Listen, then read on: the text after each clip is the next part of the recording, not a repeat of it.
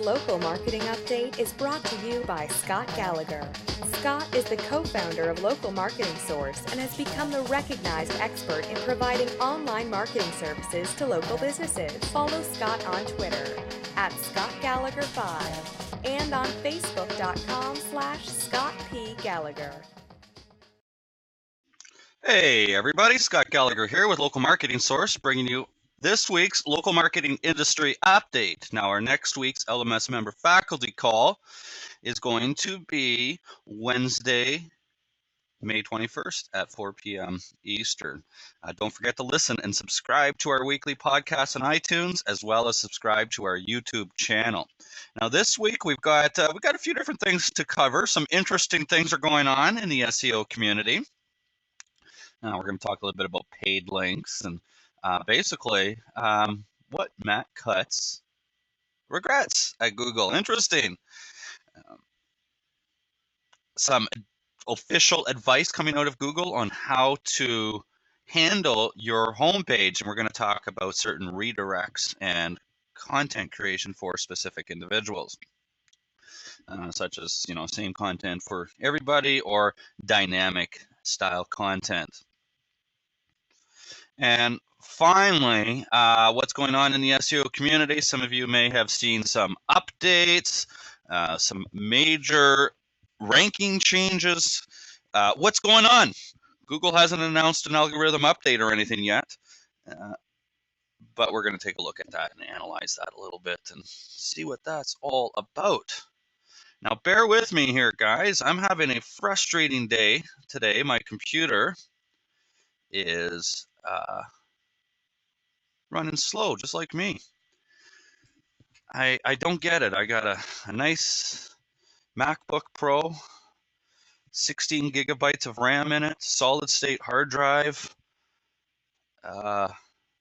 virus scanned, malware scanned. I've done everything I can, and the thing is just it's really irking me right now. But it is what it is, right? I guess that's the life of having a computer. So if anybody's listening to this and has any ideas, please let me know. I feel like I've tried everything, but oh well. So it was interesting. Moz went ahead and asked Matt Cutts if there was any regrets that he may have had.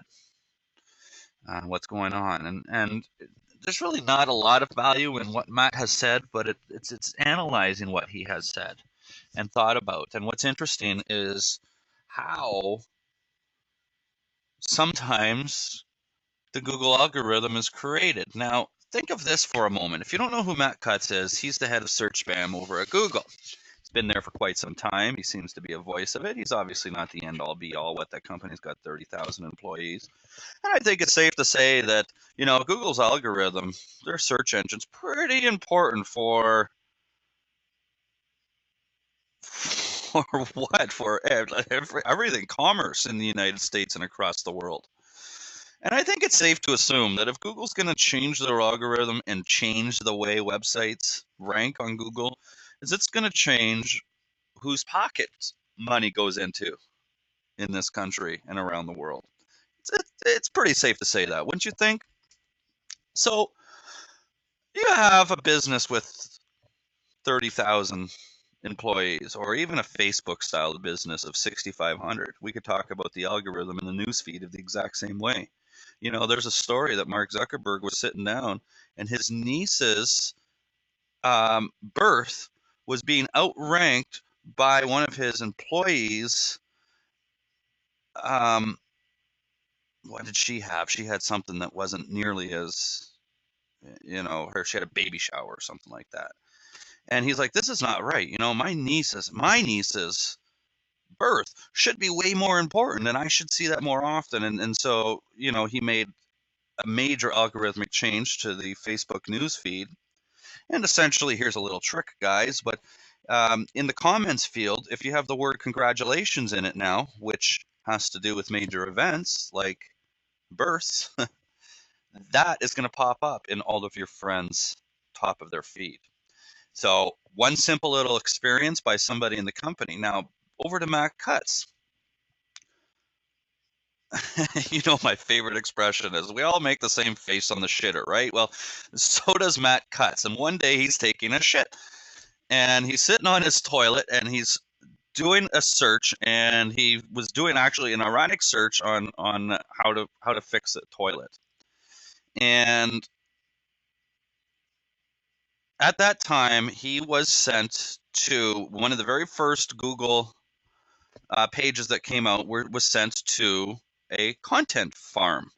Well, if you know what a content farm is essentially typically non-English people that create content just for the sake of having massive amounts of content. And back in 2005, that's when Matt realized that and learned about these content farms and created an algorithm update that rid Google of these content farms. But it all started with one employee sitting in his house. And what I find amazing is this is one employee sitting in his house taking a dump. And because the idea that transpired in his head when he was taking a dump, just think of how much money is being exchanged and going into different people's pockets. That bathroom break that he took in 2005 changed the world. I find that mind-blowing. That's just amazing. So, you know, when we talk about algorithmic updates, they really, really have some big impacts on on everybody that's on the internet. And you know, when Matt discusses these things, he said, you know, of his regrets, one of his regrets was that they didn't roll out Google's content farm algorithmic update sooner. He's talking about Panda.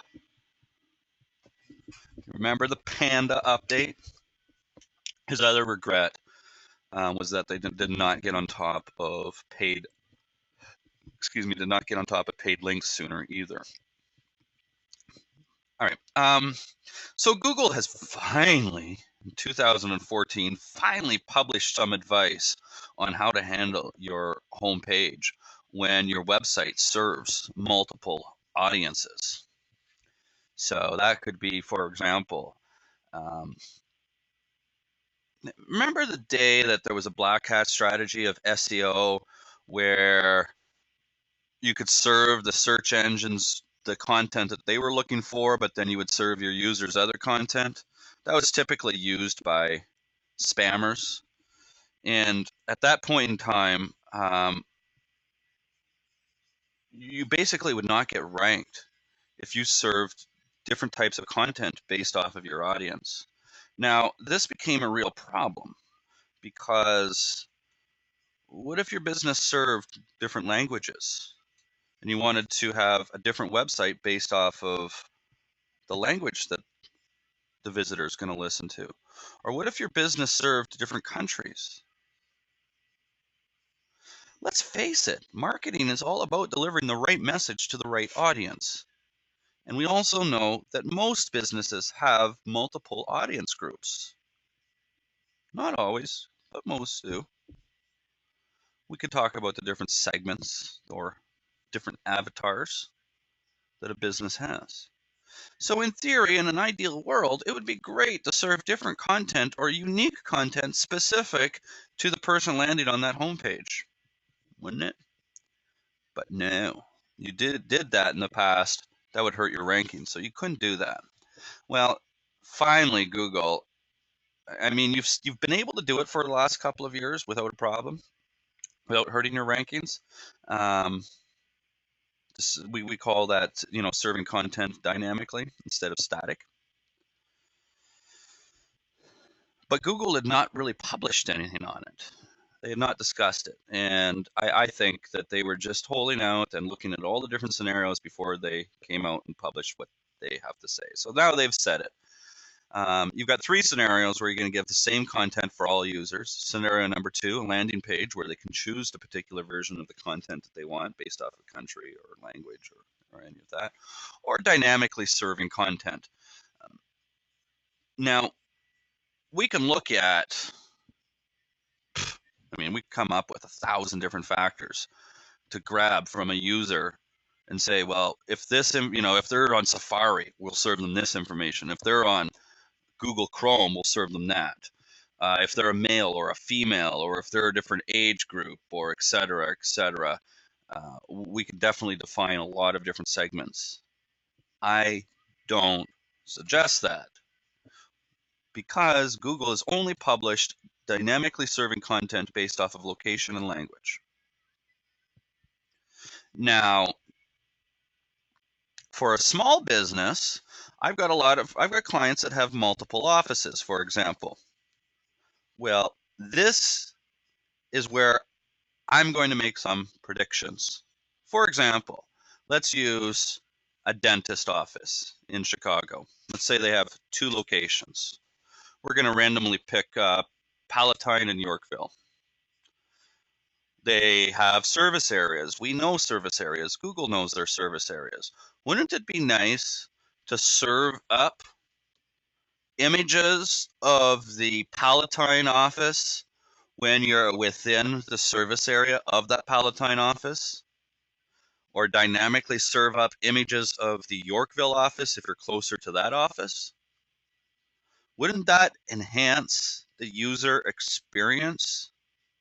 Maybe you've got different doctors there at different locations. Maybe you've got different equipment at different locations. We can just go on and on about the scenarios of small businesses that have multiple locations that can serve up different content based off of their audience segment. That, my friends, is where I believe website creation is going to be in 5 years. Why not start looking at it now? Google just published this yesterday, that we can dynamically serve content based off of location. It's pretty awesome. I think that's really good. I think that's really demonstrating that Google is listening and allowing marketers to create content that's best going to serve their audience.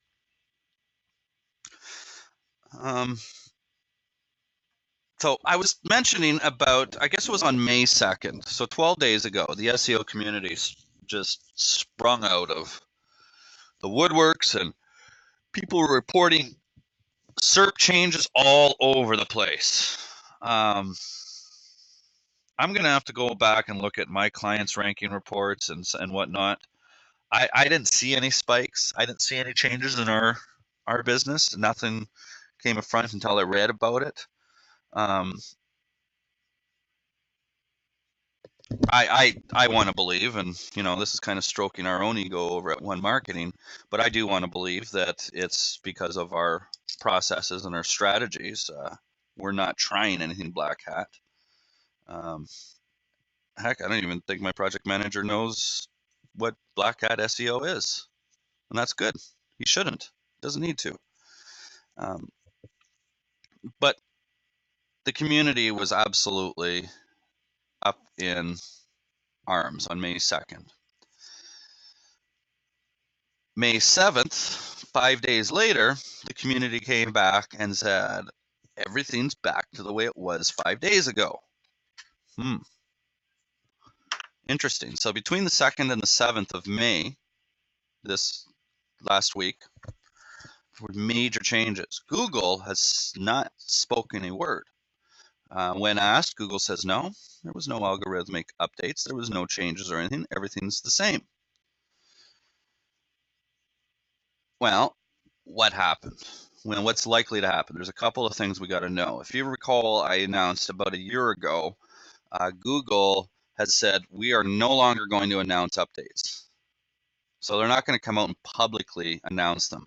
If that means that they're going to neither confirm nor deny when asked by some top SEOers in the world, I don't know about that. But the fact of the matter is Google has realized, and that's fine. I think they're on the right footing. They don't need to tell us when they're doing updates to their algorithm. Why should we care?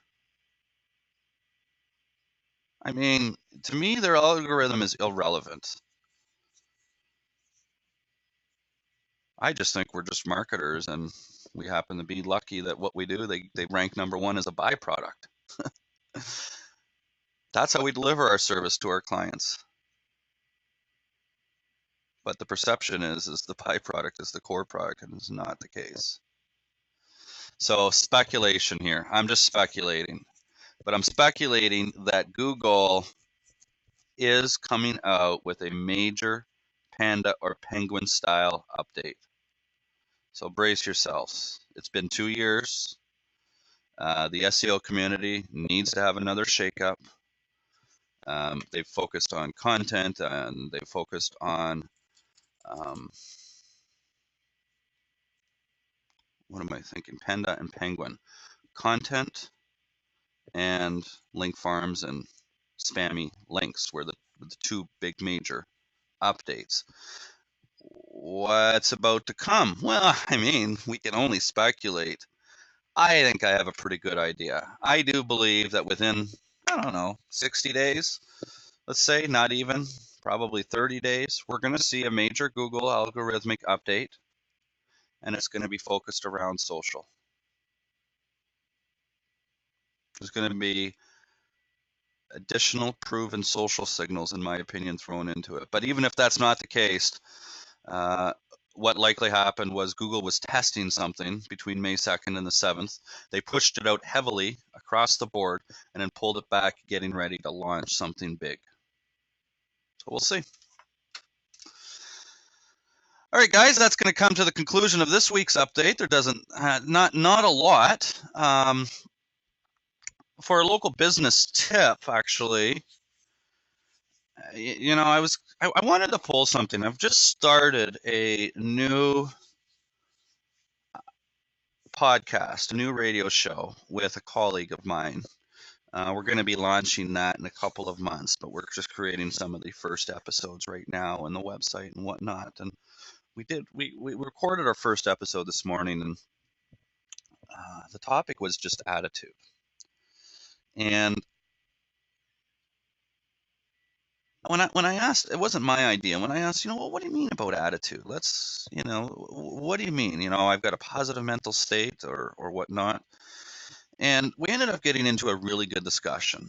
And there was one point during the call or during the show that uh, it really rung with me and it stuck with me, and I just wanted to share that and utilize that as a tip for today's member call and weekly update. And that's becoming the expert, creating authority. When I say that this algorithmic update is going to be based off of social signals, let's talk authority. Remember the statistics from a couple of weeks ago. The 36% of the search engine results page have authorship on them, but only 3% of websites utilize the authorship markup.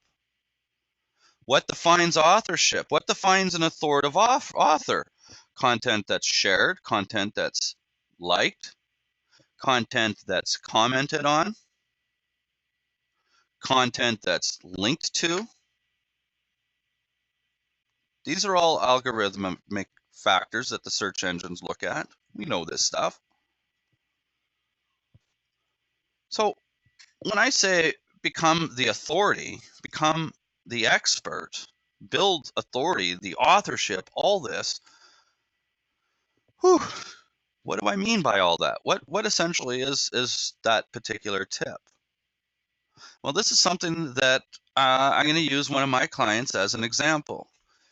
And he's a chiropractor. He's just taken some education, some additional education on concussions in sports medicine for youth. You've got a pretty targeted audience. You've got kids that play sports and get a concussion. There's your segment. There's your audience segment. Now, because he went and got some additional education and became certified by the board and the, I was going to say provincial government, by the state government, he must become the known expert in his service area for concussed sports athletes. Therefore, we're creating content that's going to demonstrate that. And that content essentially is being distributed to local newspapers, his blog, his social channels. We may fire some exposure to those blog posts or to the content on other sites as well, such as the Chamber of Commerce. We've done press release, we've done article. Next is video. Actually, we do have a video on sciatica. That would be another audience of his. But for the concussed youth, sports youths, we're going to make him the expert in the northwest suburbs of Chicago. That's it. So there's some food for thought, guys. I'm going to take 30 seconds and go and come back and answer any questions that you might have. Well, thanks for watching the Local Marketing Industry Update. We've got these things coming out every single week, so if you liked with what you heard, just click the button right above me right here to subscribe to our channel. If you'd like to get a little bit more, right over here, go check out localmarketingsource.com. We've got free reports that you can grab. You can even register for a free marketing course to get in and see the portal. Or just go ahead and follow us on some of the social channels. We'll be around. Until next time.